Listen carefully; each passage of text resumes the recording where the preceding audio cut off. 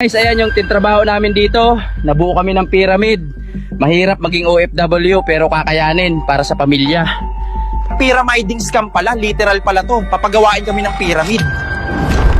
Simulan na ang arawaan! Komikis, sabi mo pakyawan to? Bakit arawan pala tayo dito?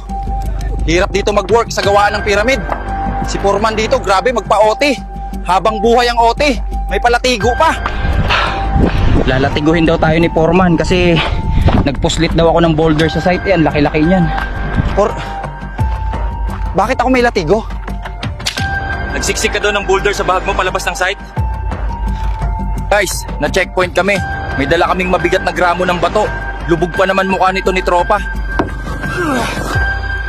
Sa mga nagsasabing mahina ako, ilan hinahalo niyong sako ng buhangin? Dito, hinahalo ko isang buong disyerto. Guys, mag-uukit kami ng edits dito sa pader ng pyramid. Di alam ni Foreman, lalagyan namin ng edits ng Pinoy itong pyramid. Ano cobra namin dito pag pagod na kami? Eto guys, dito kapag pagod ka na, papakagat ka na lang sa cobra para... Maraming Pinoy dito, illegal alien, walang agency. Grabe ka kasi magpa-OT por eh. Nanlalatigo ka pa. Kaya ka tuloy minamalas. O ayan, insekto overload. Guys, tatakas yung mga tropa natin sa gawaan ng pyramid. Ayan, bibiyakin na ang dagat. Try namin sa ibang bansa mag-OFW para sa pamilya natin dyan sa Pinas. Guys, tumatakas kami sa gawaan ng pyramid. Eto, pinabuka na yung dagat. Sumama na ako sa pagtakbo.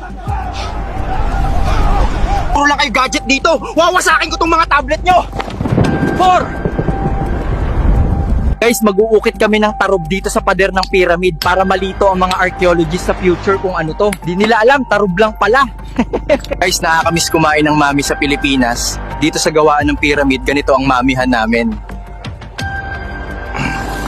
Guys, nandito ako sa sinaunang panahon. Nagde-deliver ako ng mga lola. Ang tawag dito, Lola Move! Lola, move po, para kay Paraon. I won't accept. Wrong parcel. Like and follow, Komikis. Tambay na may malasakit.